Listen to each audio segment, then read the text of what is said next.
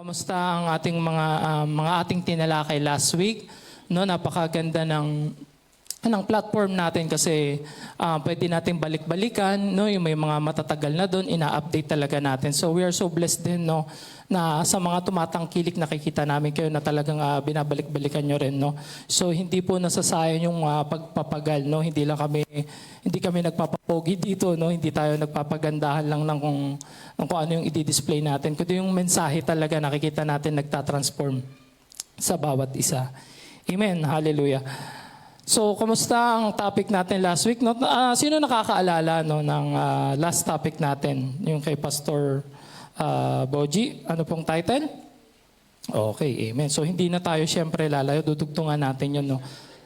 Vision in the invisible. Amen. So, ang sa araw naman po na ito ay ang ating tatalakayin yung vision is the photograph of your purpose. Amen. Susundan natin yung last topic ni Pastor Boji, yung sabi nga kanina sa vision in the invisible. So paulit-ulit nating sinasabi na without vision, there's no direction. And also in the book of Proverbs, di ba? Sabi nga po dun, di ba? Without vision, people are perish. No? Pag sinabing perish, di ba yung napapahamak? Di ba? Siyempre, ganun din. Sabi sa John 3:16, no? Whoever believes in Him shall not perish, kundi magkakaroon ng eternal life. So, amen.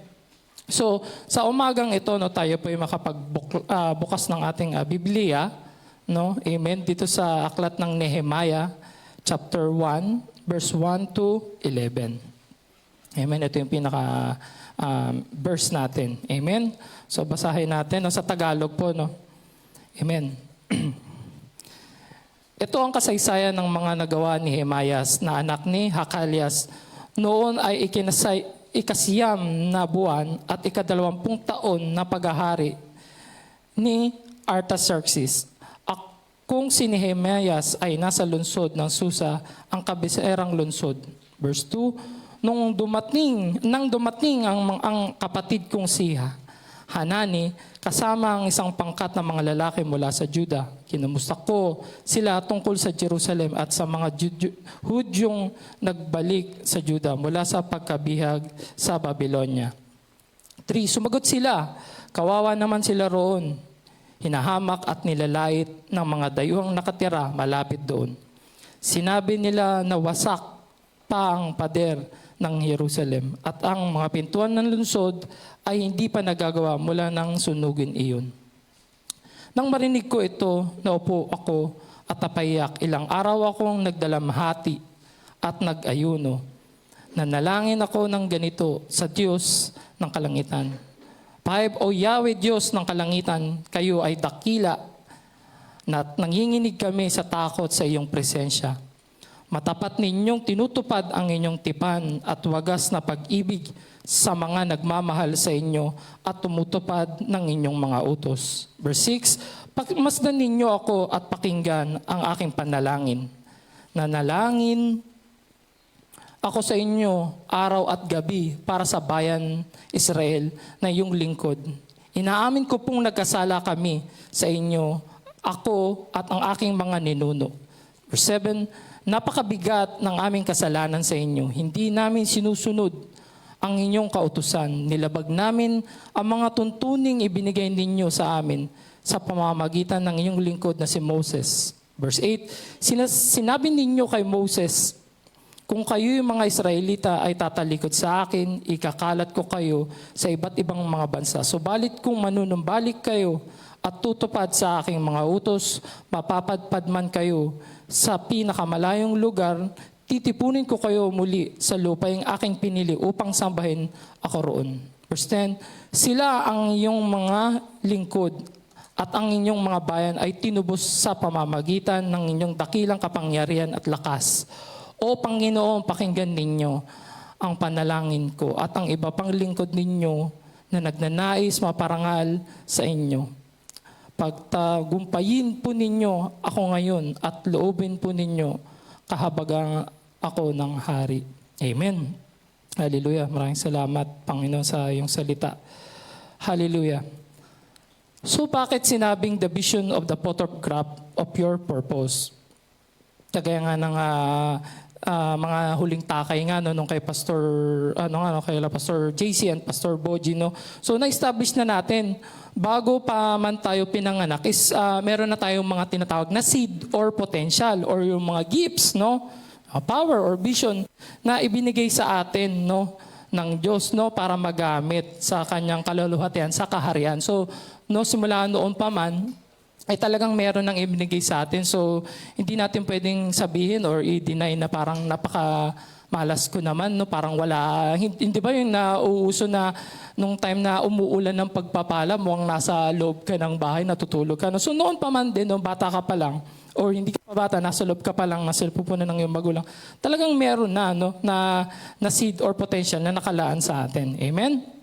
Pero ano ba tong vision na to no, sa mga natalakay natin? Pero yung vision na yan is nandyan na yan. No? I-rediscover lang natin. Sabihin nga natin, i-rediscover. I-rediscover. Pag sinabing i-rediscover, meron ka na nun. Amen? Meron na ang bawat isa. Hindi mo na siya hanapin. Kasi pag hinahanap mo, it means hindi ka sigurado kung meron o wala. Diba? So ngayon, para tayo, magkaroon ng idea no bigyan natin ng paliwanag yung ano ba yung photography no. 'Di ba nung unang araw no yung mga bata ko nandito siguro hindi nila mauunawaan yung unang panahon nung pagme-method kung paano kumuha ng isang photography no. Ngayon napakapalad nila parang cellphone na lang andun na kaagad yung image 'di ba. So kung titingnan natin paano ba yung proseso no ng pagkukuha, 'di ba? 'Di ba makikita natin no baka nakita niyo nga to no kung i-research ninyo. Makikita natin doon yung malalaking camera, 'di ba? Na parang isang malaking box tapos may talukbong na kulay itim na tela. 'Di ba? Pagkukuha tapos may mga malalaking flash talaga. Pag nakita natin yung proseso ng pagkukuha noon, saka ngayon, is talagang malayo no, yung pagkakaiba. Tapos bago, no, pagkatapos kang kuhanan, it takes time, di ba? Yung proseso para makita mo talaga yung image, no, yung photography or yung image nga. So, bago pa man din yan, i-develop yan, di ba? Naalam naman natin, no, naabutan natin, no, sino yung mga nakaabot ng mga Kodak, tawag na Kodak. No, marami, 'di ba? No, naabutan natin 'yun.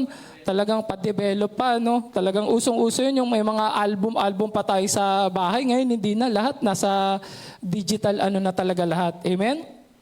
So, ang pagpoproseso noon nung napagpicture is talagang maproseso no, idadalhin pa to sa isang lugar na or kwarto or silid no na madilim para doon siya i-develop. So, doon pa lang is negative pa lang ito. No, kagaya nga ng sabi ko kanina, maproseso.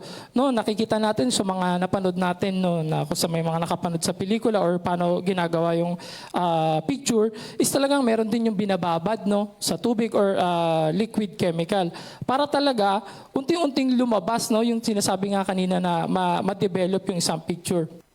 No, minsan nga, 'di ba, noon pa no uso pa lang yung black and white, no. Sino nakaabot doon sa mga black and white na ano? So ako nakita ko talaga 'yun, no, maraming mga picture na ganun. Amen. So bakit natin sinabi no na vision is the photograph of your post? So, napag-alaman din natin na may dalawang klase nga ng vision ng mata, di ba? Yung eyesight, no, is what you see. Pero yung isa naman is yung heart, di ba? Yung eyes, di ba? In the heart, no? Amen?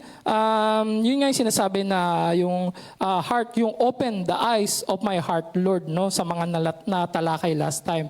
Di ba? No, may mata pala ang puso, no? Amen? Kaya nga yung huling binigay ni Pastor Boji, no, last week, no, kay David, no? Ito yung nagbitbit ng will ng Diyos. Amen? At yun din yung ginamit kay Apostol Pablo, 'di ba? Doon sa sinabi sa 2 Corinthians verse 9, 'di ba? Yung we never lose heart, 'di ba? Hindi nawawala yung focus doon sa puso. Amen? Yung we never paint, no? Sabi nga ni Apostol Pablo. Kasi ang puso, di ba, napag-aralan din natin, natalakay na rin natin last time, yan yung organ na hindi nagpapahinga. Amen? Talaga kahit tulog tayo, amen, talagang nagtatrabaho pa rin yan. No? Kaya huwag kayong maniniwala doon na pag tinanong nyo, sino yung single dito? Kamusta naman ang puso mo? nagpapahinga, patay tayo dyan. Di ba? Pag ang puso nagpahinga, anong mangyayari? Patay, patay, di ba? So yung mga single dyan, hindi nyo dapat sinasabi yun, no, na naka-turn off ang puso ko ngayon, no? Pero active pa rin yan, amen? Yan yung organ ng katawan natin na hindi nagpapahinga, amen? Kaya ikaw, pag may vision ka dyan, may vision ng bawat isa sa atin, dyan nilalagay ng Diyos sa puso natin, amen? Pag wala kang heart, so ano ibig sabihin nun? Wala ka ring vision. Kaya kailangan may heart ka. Amen? So, kailangan natin maunawaan, no, ano ba itong vision na to sa ating buhay. Amen?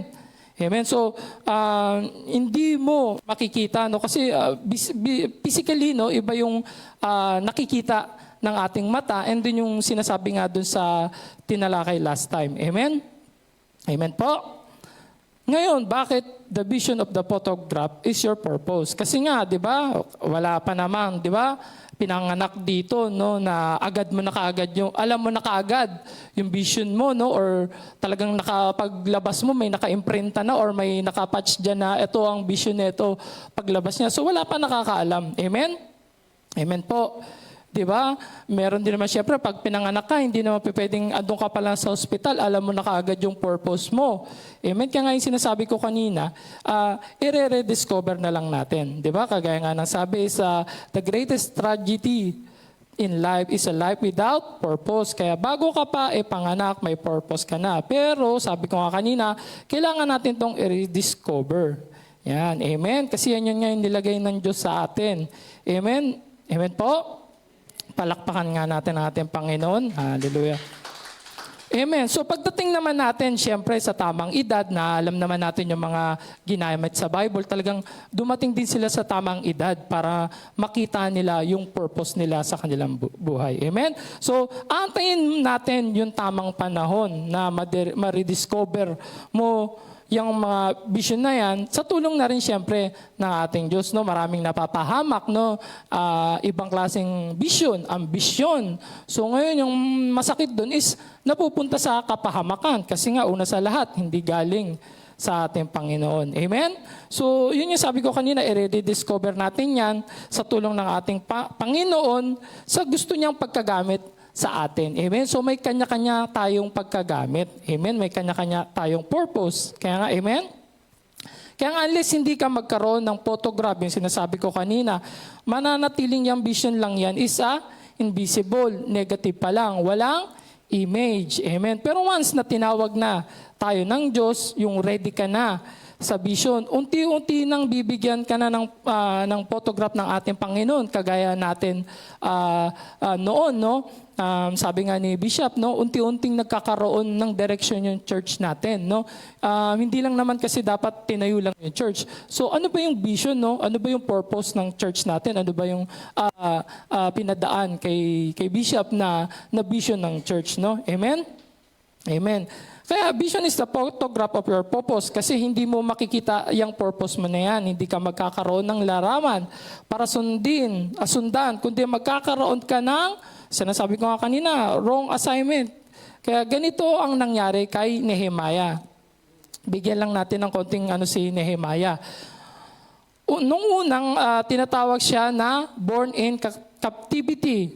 Amen? So kung nabasa na natin ang book ng Nehemiah ay binubuo ng chapter lang ng 1 to 14. No? Pero napakalawak at napakaganda, no, ng istorya regarding kay Nehemiah. So isa-summarize lang natin. Amen? So si Nehemiah pinanganak sa bayan ng Persia, na tinatawag ngayon na modern Iran. So alam naman natin to. Sinakop ng mga Babylonians ang Jerusalem. So bata pa lang nga lang siya, no, talagang nasakop na yon. Kaya yung mga taga Jerusalem is napilitang tumakas, no, sa kanilang lugar, at kung saan-saan sila nagpunta, nag-scattered sila. Amen? At yung mga ninuno nga ni Nehemiah ay napunta sa bansang Persia, yung tinatawag modern Iran. At ang kanyang mga grandparents ay nanungkulan sa kaharian sa panahon pa ni King Darius ng Persia. Amen. Kaya nga sinabi po kanina, no, bakit born in captivity? Even though po na siya po ay isang Hudyo, Hindi siya pinanganak sa Jerusalem o sa bayan ng Juda. Siya po pinanganak nga po no, sa bayan ng Persia. Amen. Ngayon si Nehemiah nasa edad, estimate po natin is nasa 13 nung tinawag siya ng ating Panginoon. Nasa tamang edad na siya. No? Amen. Siya ay tinawag no, para pamunuan. Hindi po siya yung magagawa ng wall, kundi pamunuan yung sa ayos ng wall. Amen? Kung di ba, no, sabi ko po kanina, may mga kanya-kanyang pagkatawag. Kung sila Ezra, sila Barusabel, tinawag para i-rebuild yung temple. Siya naman po ay tinawag para to rebuild the wall, para itayo.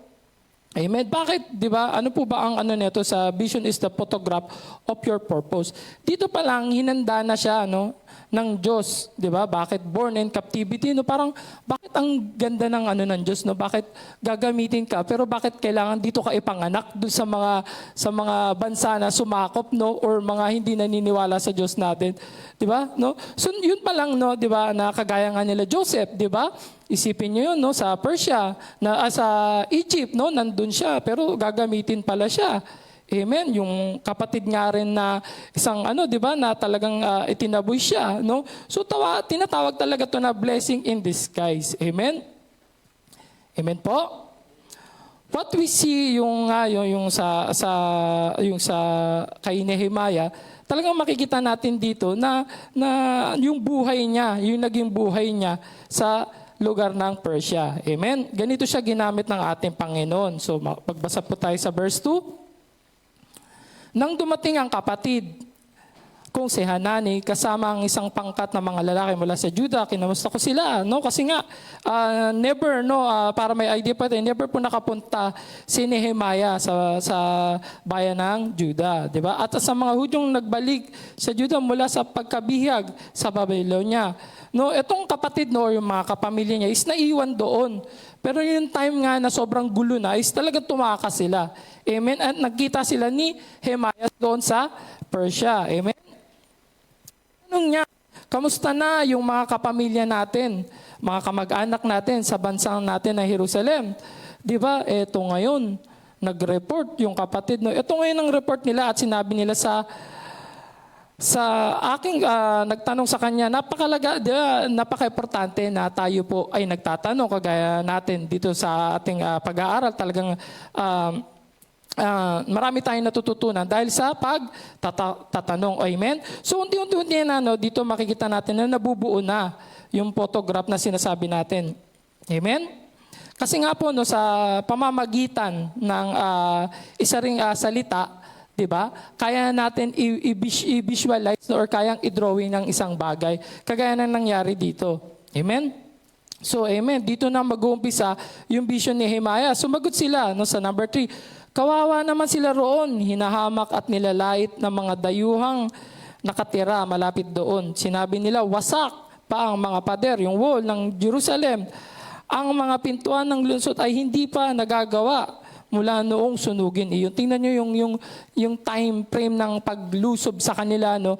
Even doon na ilang beses na yung mga pintuan, mga hindi pa nagagawa, hindi pa nakaka-recover. So, nung habang sinasabi to sa kanya, no, nagkakaroon na po siya ng idea, nagkakaroon na picture out niya na, nasa kaawa-awang kalagayan pala ang aking mga kapamilya or aking mga kalahi doon. Amen?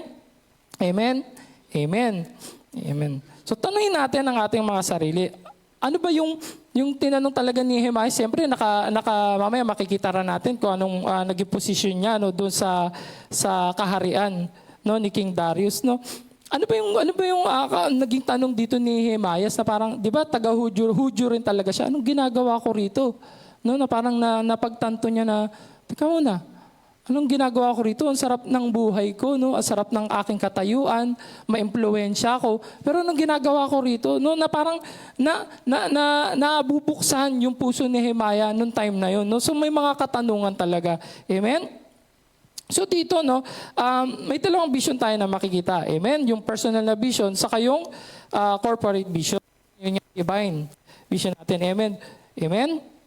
Amen po. Noong time nga na sinabi ko po kanina, doon na siya lumaki, pati yung mga ninuno niya, yung mga nagtatrabaho doon sa kaharian.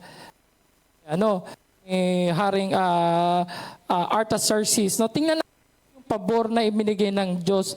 Dahil ito palang vision na ito, yung tinatag na purpose niya. No, na nasa sisipunan pa lang siya ng kanyang mga magulang, talagang inilagay na siya ng Diyos doon sa kaharian. Ano yung personal job ni Nehemiah? Yung sinasabi ko pa yung tinatawag na cupbearer. Amen. Kaya nga sinasabi natin na your job is you train to do and your purpose is born to do. Amen. So bago niya makita ang purpose niya, bago siya gamitin ng Diyos para doon sa divine purpose niya, nilagay muna siya doon ni Lord, di ba, sa job niya. At yung job niya, di ba, yun yung magagamit mamaya. And then, at alam niyo ba yung job niya, paano ba natin tinitingnan yung or nauunawaan pag yung sinabing cupbearer? No, sa Tagalog, ano bang Tagalog ng cupbearer? Ha? Tiboy ba? Sa Middle East, tiboy, ano naman yun? Tea-bearer naman yun, hindi. Yun yung mga parang, yung tinatawag na parang mga waiter, waitress, diba? Yung mga parang alipin, no? Pero kung titingnan natin dito, ang cupbearer, dun sa kaharian is high, mataas na posisyon. Di ba? Mataas na katungkulan.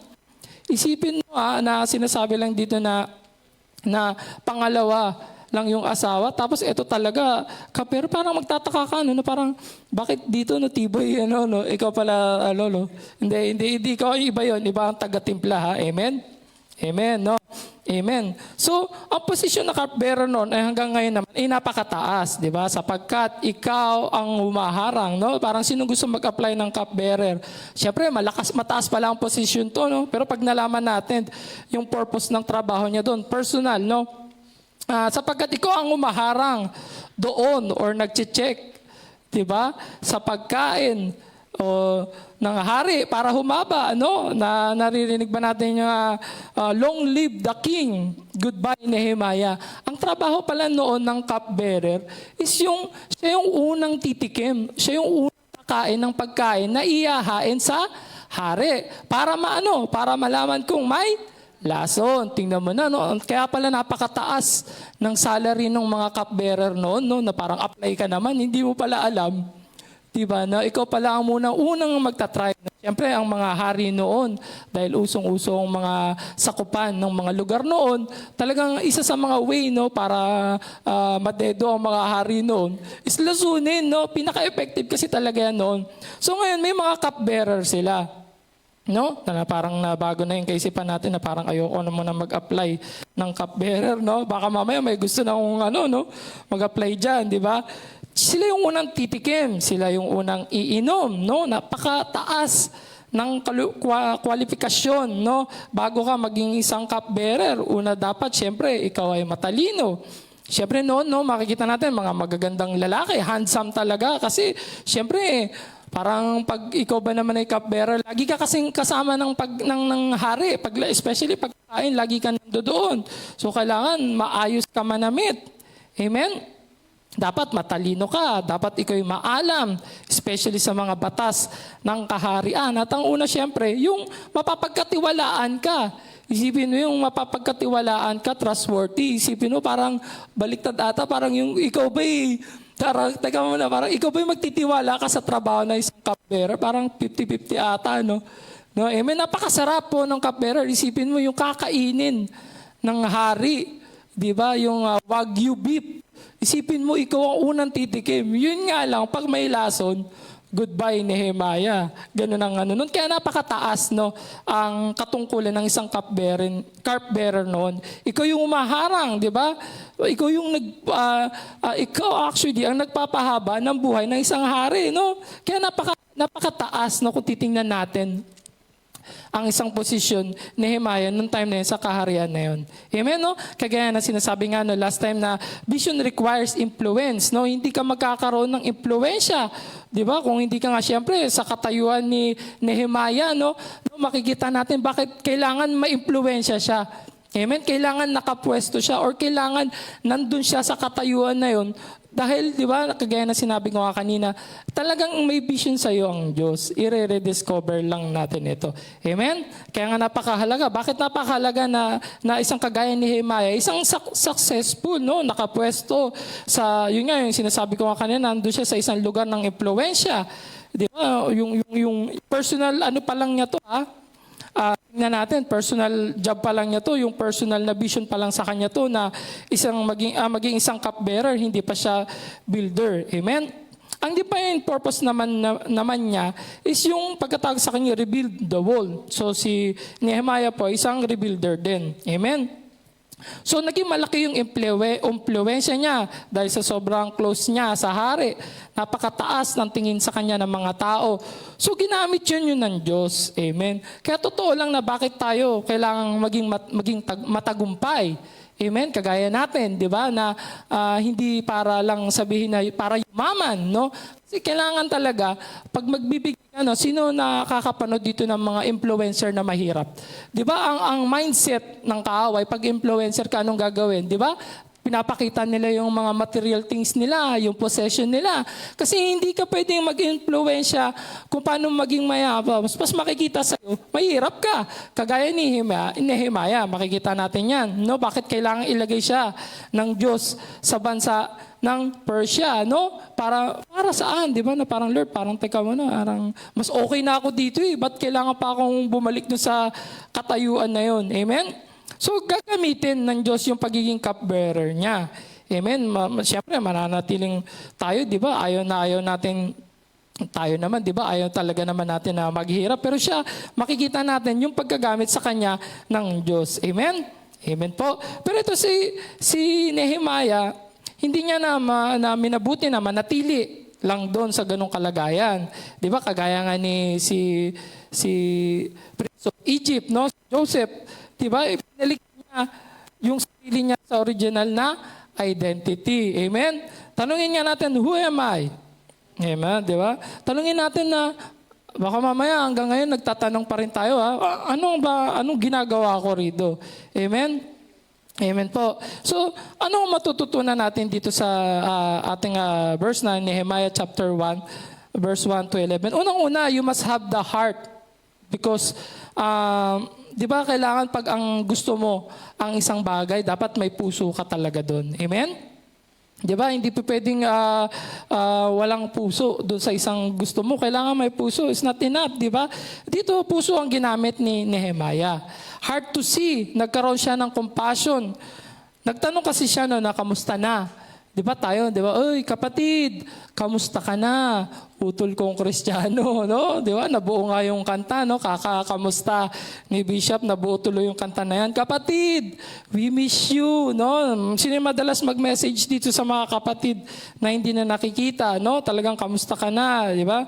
So, noong time na sinagot nga siya nang nalaman niya, no, na yung kalagayan, talagang, umiyak siya, no? Sumagot sila, kawawa naman sila roon, hinahamak at nilalait ng mga dayuhang nakatira malapit doon, no? Nakita niya yung kapighatian, bagsak ang pader, no? Ng mga tao doon at nandun sila sa katayuan ng malaking kahihiyan, di ba? Kung titingnan natin, di ba, parang napaka-urgent netong nung nangyari sa time na to. Amen? So, tingnan natin, sabi nga doon sa verse 4, di ba? So, napipicture niya nailalarawan niya na yung kalagayan ng bansang Israel noong time na yun sa pamamagitan ng salita, no? Sa pamamagitan ng pagsabi sa kanya, no? Na ito yung nangyayari, no? Narinig talaga na nailarawan niya, no? Sa kanyang isipan, no? Nag-picture out, no? Nung una, negative lang.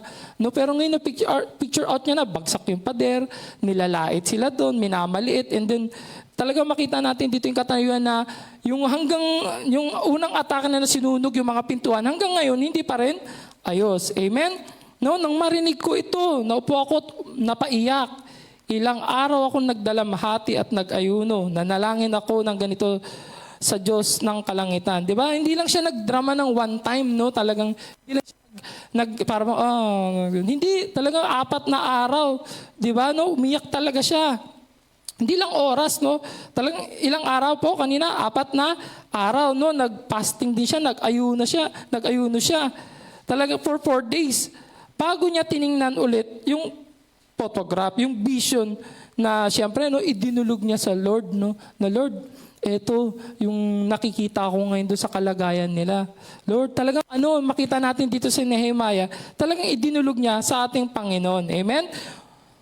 Pag ang Diyos binuksan niya yung mata, no, eyes of the heart, no, ni Nehemiah, ano yung una niyang ginawa nung binuksan, di ba? Nag-bow down siya to the Lord. He prayed for 4 days, weeping, crying, fasting, and praying, and asking for the Lord. Sabi nga sa verse 5, at nagsabi, aking idinadalangin sa iyo, O Panginoon na Diyos ng langit, na dakila at kilabot na Diyos. Di ba? Nag-iingat ng tipan at kaawaan sa nagsisiibig sa Kanya at nag-iingat ng Kaniyang mga utos. Amen? Ito yung panahon na ito na yung time ni Nehemiah na yun, yung tinatawag natin Kairos time. Ito na yung panahon na ito na yung Panginoon, na ito na yung pagkatawag sa Kanya. No? Dito natin makikita na unti-unti na lumilinaw, no? Na bakit pala si Nehemiah is nakapwesto as a cupbearer. No? Bakit kailangan magkaroon siya ng impluensya? Amen? As a cupbearer. Hindi lang pala si Nehemiah nilagay doon para magkaroon ng masarap na buhay. Kumbaga magamit, no, yung purpose sa kanya. So nagkakaroon na ng liwanag yung photograph na sinasabi natin kanina. Amen? Bakit kailangan doon siya ilagay malapit sa hari, no? Yung kailangan talaga yung impluwensya mo napaka tibay, no? Talaga napakataas. Amen? Kaya sabi niya, aking dalangin sa harap mo, no, sa panahon na araw na gabi, ng anak ng mga Israel, no, sabi doon kanina sa verse. Amen? Amen. Dito rin talagang sinabi rin niya, no, sa verse 6 nga, na talagang humihingi siya, no, ng kapatawaran, no, even do yung mga kanyang mga kalahay, no, talagang isinama niya kanyang mga pamilya, no. Makita po talaga natin dito yung hindi niya ine-accept, no, yung kanyang sarili, kundi kasama rin siya, no, for 4 days, no. Inaamin niya na nagkasala siya, talagang pinakita niya yung pagiging humbleness, no. Andito yung wisdom na ibinigay kay Nehemiah for 4 days, no, araw at gabi, dahil sa mga anak ni Israel na yung mga lingkod, di ba? Ngayon, di ba makikita lang natin, no, yung makita natin yung insignificance ng physical wall. Talagang physical wall lang, no. Bakit ganun na kalungkot si Nehemiah? Ano ba yung significance ng physical wall na yun, yung pader, no? Di ba? Amen? Kapag wasag ang wall, no, or yung isang barrier ng mga kaharian noon, syempre, di ba, prone na prone yun sa napakadaling maatake. No? Wala silang depensa, wala silang proteksyon, no? Lalo na sa mga kalaban, sa mga nananakop, di ba? Ganon din, di ba, sa buhay spiritual natin. Makikita natin, di ba, na bakit parang umaatin tayo sa gawain, pero bakit parang, di ba, no, akala natin Kristiyano na tayo, pero bakit parang andali, no, makapasok ng kaaway sa mga buhay natin, no, lalong-lalo na siyempre sa mga spiritual. Amen, no? Amen. 'Di ba? Life application nga, 'di ba, na makikita natin dito na yung kahit na umaattend or nananampalataya na ito, pero bakit parang, 'di ba, napakabilis, baka pabilis pa rin natin pasukin. Naaalala nyo yung time na nandito sila, Bishop, na nagkaroon tayo ng deliverance, di ba? Naaalala nyo nun na baka mamaya, no, akala natin yung mga wall natin o protection, physically, nakapokus lang tayo dun sa financial natin, sa katayuan natin ngayon, may nakakain tayo, or protected tayo sa ating mga trabaho, may mga trabaho tayo. Pero bakit, parang pag biglang nawalan tayo ng trabaho, parang tayong, di ba, parang nararamdaman, maliban na lang kay ate, di ba, nang ibang klaseng wall yung kay ate, hindi natibag eh.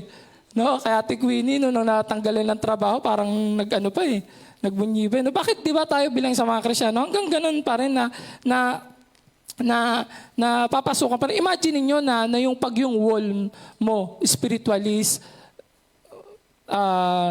tibag or bumagsak, ano ang mangyayari sa atin? Di ba?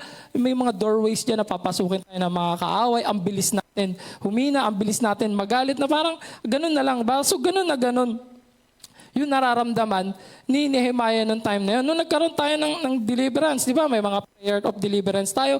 Kagaya rin ni Nehemiah. He prayed for 4 days. Di ba? Wasak yung mga bahay, yung mga doon sa may, din, ganun din sa buhay natin, spiritually, no? Amen? Amen po. Basahin natin sa 7. Kami ay lubhang nagpakahamak laban sa iyo at hindi nag-iingat sa mga utos o palatuntunan man o kahatulan na iyong inuutos sa iyong lingkod kay Moses. No, makikita rin natin dito talaga na inaapilan niya, parang siya yung nananalangin para doon sa mga taga-Israel din, no, na Lord, na will namin ang nasusunod, not your will, no? 'Di ba? Amen. Kagaya natin, nawasak yung mga wall natin, hindi natin madepensahan. Kasi nga, nagkakanya-kanya rin tayo, kanya-kanyang imbis na vision ng Diyos, nagiging ambisyon natin, no?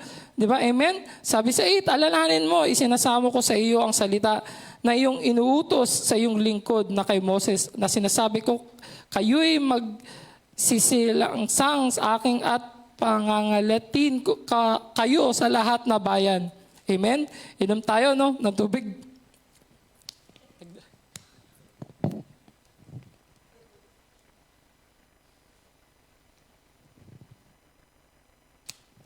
Amen. Summer na talaga. Amen. Amen po. So makikita rin natin dito na si Nehemiah, aral din dun sa 5 aklat. Amen. Sabi nga sa 10, ang mga ito'y nga iyong mga lingkod at iyong bayan na iyong tinubos sa mamamagitan ng iyong dakilang kapangyarihan at sa pamamagitan ng iyong malakas na kamay. O Panginoon, isinasamo, no, si Nehemiah ito na nagsasalita rito, nananalangin, no? Amen. Sa ating Panginoon. No, tapos meron po rito sa 11, sabi nga, no, sa araw na ito, pinagkaluan mo siyang kaawaan o panin ng lalaking ito. Sino yung tinutukoy ni Nehemiah sa yung lalaking ito? Ito yung hari, no, na gagamitin, no. Talagang makikita natin dito na yun yung hari na gagamitin ng ating Panginoon para talaga makita yung bakit kailangan may impluwensya si Nehemiah. Amen? Amen. Bakit nalaman niya ang personal na vision niya? Kaya pala ako'y nilagay dito ng Diyos, no? Para mapalapit ako sa hari. Ito pala yung purpose, no? Na kay Nehemiah ng Diyos na ipiniwesto talaga siya doon. Di ba? Amen? Amen po. Palakpakan natin ating Panginoon. Pero, amen. Pero hindi lang siya doon tumigil, no? Di ba? Yung iba, kagaya ng nasa taas na, no? Hindi lang siya doon tumigil, no?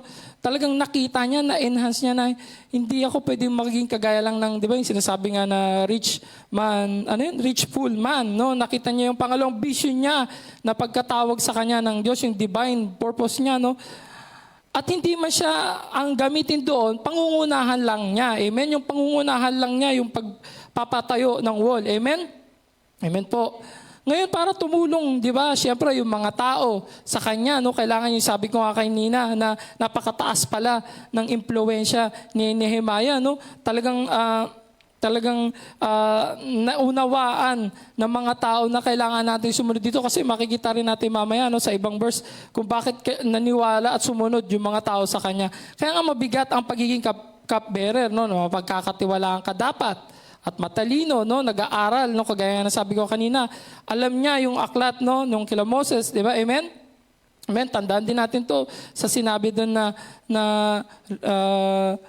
ano ba yung mga natutunan natin dito, di ba? Sa sinabi nga, totoong may vision ka, ang dapat makakita dyan is the eyes of your heart. Amen. Number 1, sabi, the confirmation of your vision, you must have a compassion using the eyes of your heart. Noong time na nabalitaan ni Nehemiah, yung nangyari doon, talagang nabuksan yung mata ng kanyang puso, talagang nandun yung compassion. Number 2, you must pray and fasting.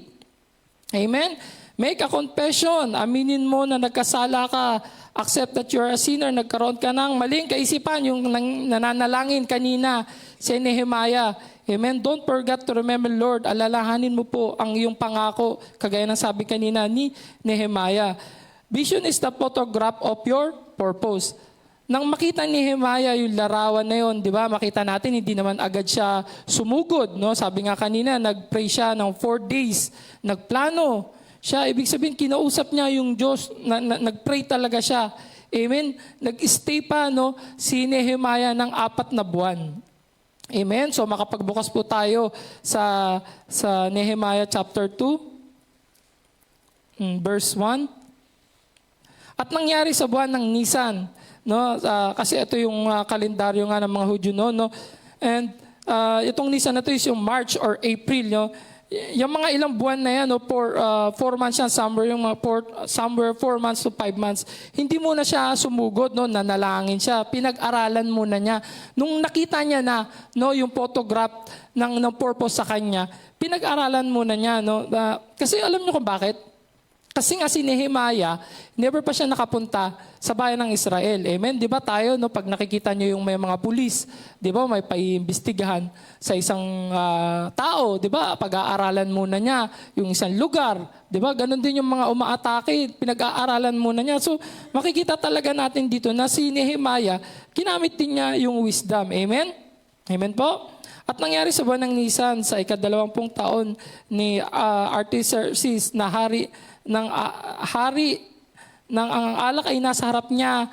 Aking kinuha ang alak at ibinigay ko sa hari. Hindi nga ako nalungkot nung una sa kanyang harapan. Di ba? Kasi nga, sabi ko kanina, ang cupbearer dapat handsome. Hindi rin pala pwedeng malungkot ang isang cupbearer sa hari. Siyempre, hindi ka pwedeng malungkot ka, nagsiserve ka ng iinumin niya. Siyempre, magtataka yun. Baka mamaya may lason na itong ipapakain sa akin. So, noong time na yun, hindi mo pwedeng palungkutin yung hari kasi talagang, pupugutan ka ng ulo noong time na yun. Hindi pwedeng mainis or mairita ba sa'yo ang hari noon. Amen? So, noong time na nagsiserve siya ng inumin sa hari at sabi doon sa at sinabi ng hari sa akin, bakit ang iyong mukha, ito yung pangalawa na, ay malungkot, wala kang sakit, Nakita naman sa mukha niya na wala siyang sakit. Ito'y dili ba kundi kalungkutan ng iyong puso. Nakita ng hari na yung kalungkutan ni Nehemiah, hindi dahil may sakit, physical, but nakita yung puso, na may kalungkutan. Nakita natin talaga na yung hari rito is, tinatch na ng ating Panginoon, na nakita, nang magkagayon, natakot ako ng mainam. Sabi ko nga kanina na hindi pwedeng magpakita ang isang cupbearer ng kalungkutan. Amen? Hindi na maitago ni Nehemiah ang malungkot na mukha. Isipin nyo, imagine nyo, nag-pray and fasting siya and at the same time, nagsiserve siya sa hari. Paano mo, di ba, masasabi na yung sarili mo na nandun ka na sa katayuan na masarap yung mga pagkain, yung inumin, pero nandun pa rin siya, nanatili siyang nanalangin at nag-fasting talaga. Amen? Hindi po ng Diyos ang hari. Kita natin yung pagkagamit sa kanya. Nakita yung puso. Sabi niya, wala ka naman sakit, di ba? Kitang-kita naman natin ang tao pag may sakit sa physical pa lang makikita na. Pero dito, di ba, nakita ng hari na may kabigatan sa puso. Si Nehemiah, na magkagayos, natakot talaga siya, lagot. Na nakita ako ng hari, hindi nga ako pwedeng magpakita ng emosyon Kasi ang trabaho ko is kailangan, pag nagsiserve ako ng pagkain, pag nagbibigay ako ng pagkain, kailangan makita niya na masaya ako. Amen? Sabi nga, long live the King, di ba? Amen? At 3, at sinabi ko sa hari, mabuhay ang hari magpakailanman. Bakit aking mukha ay hindi malulungkot? Sinabi na niya, kung ang bayan ang dako ng mga libingan ng aking mga magulang ay giniba, at ang mga pintuang bayan niyan ay nasupukan ng apoy.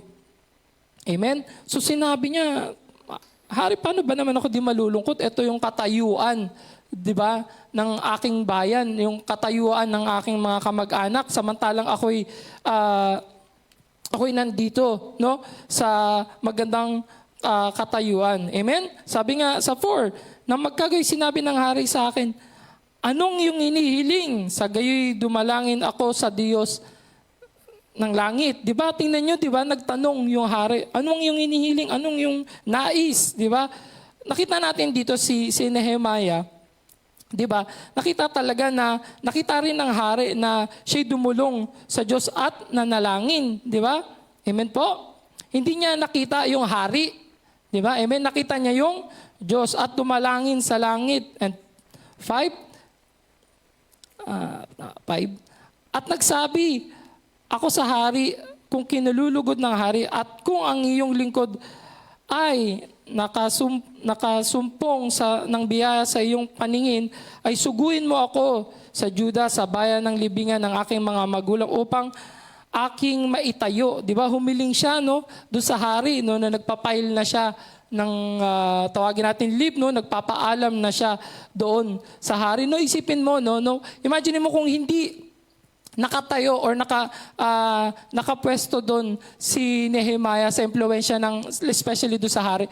Do you think ba, mga kapatid, makikita ba natin dito si Nehemiah is makakapagtayo ba? Yung mga ibang taga-Israelites nga talagang tumakas na dahil hindi nila kaya. Ngayon, kitang-kita natin dito na ginamit, no, yung job ni Nehemiah. Di ba? Amen? Para siya ay magka-impluwensya. No, makikita rin natin dito na binigyan siya, no, ng sulat, no, binigyan na siya ng authority, no. Siyempre kasi nung time na yun pag nagta-travel, 'di ba? Siyempre may mga kanya-kanyang mga lugar yan, may mga gobernador. Ngayon binigyan din siya ng isang kasulatan, 'di ba? Na para siya ay hindi tanungin or hindi harangin sa kanyang mga madadaanan. Amen? Amen. Amen po. Palakpakan nga natin Panginoon. So, nung time na yun, hindi pa pwedeng wala kang impluensya. Kaya nga, vision requires influence. Amen? Vision requires wisdom, knowledge, and understanding. Sabi nga po sa 8.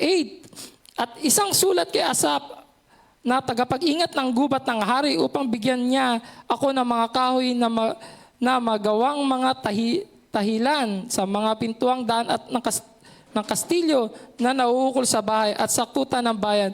Tingnan nyo, no? Binigyan pa siya nung kailangan niya, nag-provide pa. Tingnan nyo yung impluensya ni Nehemiah nung time na binigyan pa talaga siya. Amen? Nung mga pangangailangan niya, di ba? At sinabi niya doon sa part na mabuting kamay ng aking Diyos na sumasa akin. Talagang God is with me. Talagang hindi niya kinalimutan ang Diyos na kasama niya nung time na yun. Amen?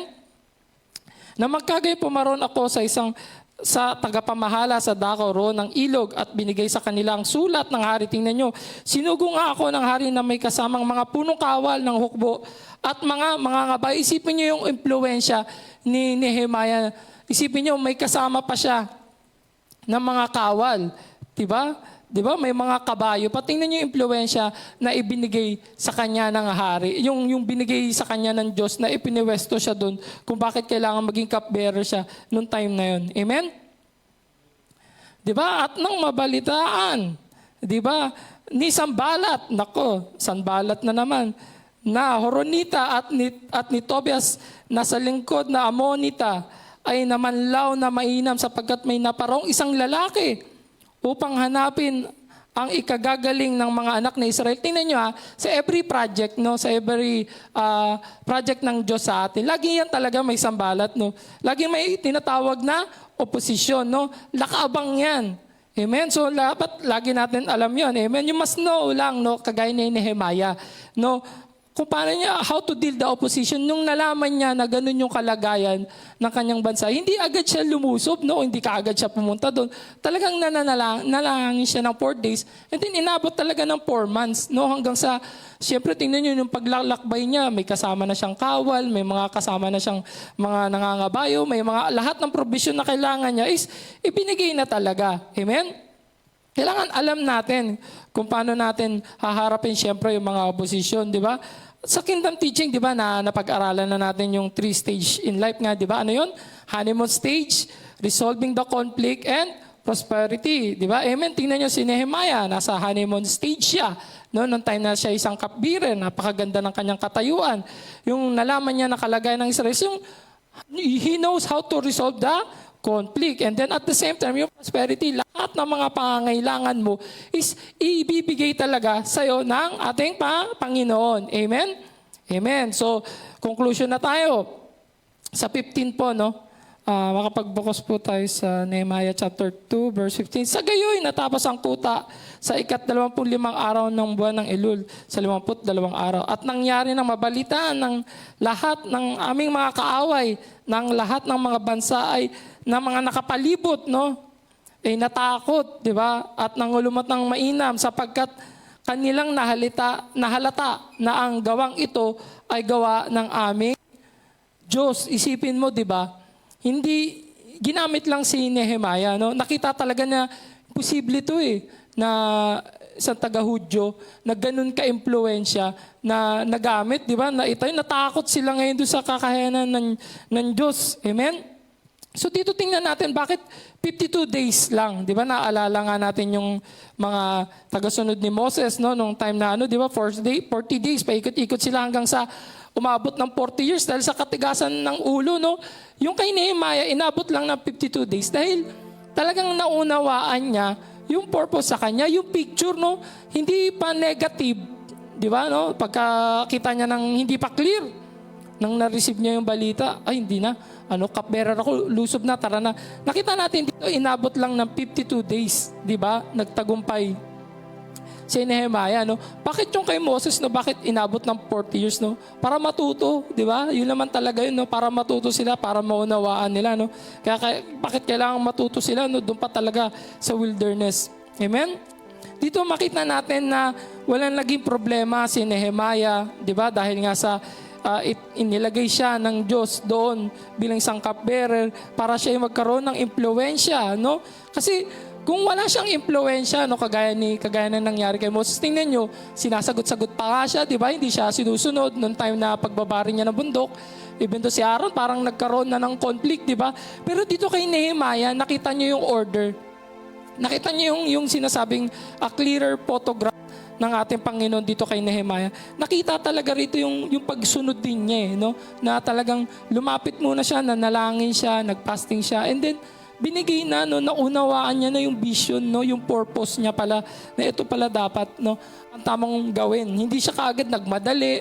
Isipin mo, pupunta ka doon, anong dala mo. Pero tingnan nyo, nung ginamit nyo, kailangan pala, kaya pala nilagay mo ko rito sa tabi ng hari. Mismis magamit mo yung impluensya na to sa yung kaharian, di ba? Para mapapurihan, makita yung katagumpayan ng ating Panginoon nung time na yun. Ganun din sa atin. Amen. Maraming mga hanggang ngayon mga Kristiyano no, nagtatanong sa sarili na, Lord, hanggang ngayon, bakit ba ako nandito sa bansang ito? Bakit nandito ba ako ngayon nakikinig sa mga ganitong gawain? Ano ba ang purpose mo sa atin? Meron naman, no, nakakalungkot mga Kristiyano talaga na hindi pa nga clear, no? Hindi pa dumaan doon, negative pa lang. No, nag-ambisyon na kaagad, no? Instead na vision muna ng ating Panginoon. Talagang parang kagaya ng mga Israelites na inaabot ng 40 years, no? Hindi kagaya ni Nehemiah. Talagang nandun yung humbleness niya, nandun yung pagpasakop niya sa ating Panginoon. Nakita niya na yung photograph, no? Nang nakita niya maliwanag na, dun lang siya kumilos, and then dun lang talaga yung time ng Diyos para sa kanya, para talaga siya makita ng hari. Isipin mo, for 40 days na hindi nakikita yung mukha niya na malungkot. Tingnan yung nilaan ng Diyos na oras para siya magamit. Amen? Ganun din tayo. No, baka na-check natin mga sarili na hanggang ngayon, Lord, yung palinawin mo naman yung vision mo, yung photo, no, baka mamaya nandun ka pa sa time na hindi pa ito yung itinakdang time, o baka mamaya naman ito na yung itinakdang time, pero ang problema, lumusob ka agad tayo nang nalaman natin may problema, di ba, no? Amen? So, basahin po natin ito, no, sa Isaiah chapter 49 verse 15. Sabi mo, can a woman forget his sucking child that she should not have compassion on the son on her womb? Yeah, this may forget, yet will not I forget thee. Behold, I am graving thee upon the palms of my hands, thy wall are continually before me. Sa Tagalog, malilimutan ba ng babae ang kanyang batang pasusuin na siya hindi mahabag sa anak ng kanyang bahay bata? Oo, ito'y makakalimot, ngunit hindi kita malilimutan. Narito ang aking inanyuan ka sa mga palad ng aking mga kamay. Ang iyong mga kuta ay laging nangasa sa harap ko.